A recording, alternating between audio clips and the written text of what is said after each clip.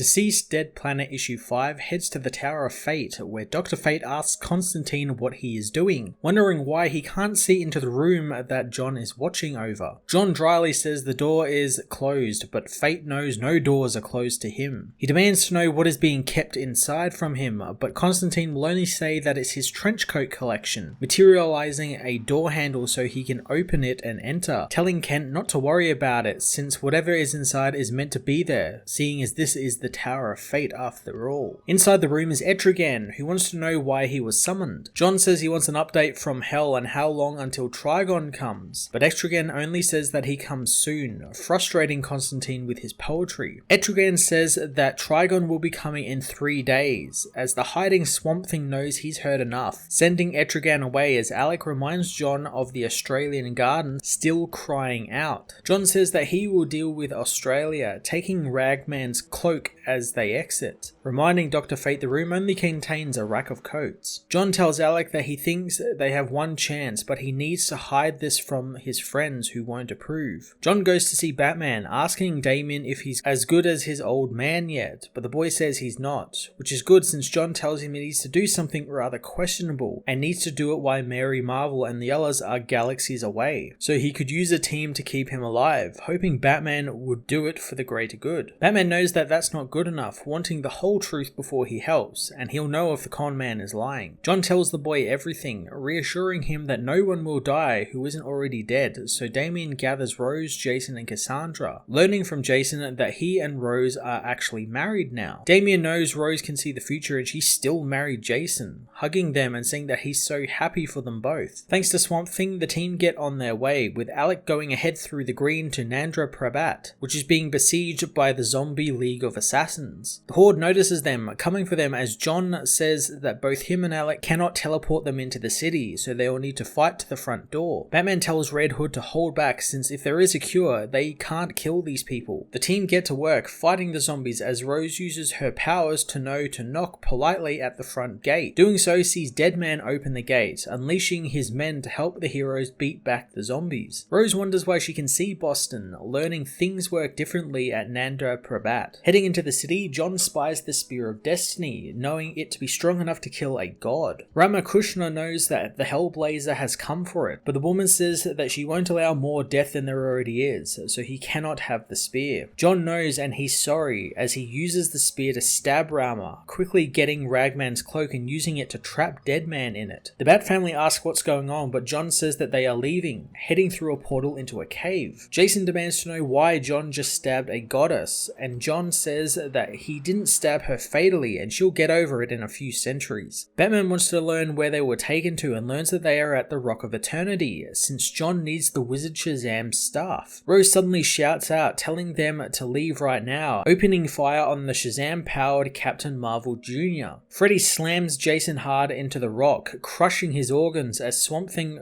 restrains the boy. Rose rushes to Jason's side as the zombie wizard appears, prompting Rose to throw her katana into his head and kill him. John yells at Batman to find the staff, and only the pure of heart can wield its power. Cassandra soon spots the staff, grabbing it, and upon doing so is given the powers of Shazam. Using the powers coupled with her own formidable hand-to-hand skills, Cassandra takes down Freddy as Jason tells Rose that it's okay, since he's died before and he's not afraid this time. He says he finds himself lucky that he got a second life and that it was with her. Jason kisses his wife one final time as he dies, and later the team bring his body back to the garden. Rose demands John promise her that this was worth it, and John says he promises that this is the only way to do what must be done. Batman says that John took Deadman and killed him, but John knows that Boston was technically already dead. Batman smashes John in the face as a voice says that he deserved it. The voice belongs to the Spectre, who says that John is now holding the only object in existence that can kill him, which concerns him, but he can stop Constantine from using it if he wants to. John knows, but he knows that Jim is the spirit of vengeance, wanting him to use that power to channel some insight, since what does he think John is motivated by? The Spectre takes his leave, allowing John Constantine to continue his act of vengeance. Deceased Dead Planet Issue 5 continued the violent and action-packed storyline as John Constantine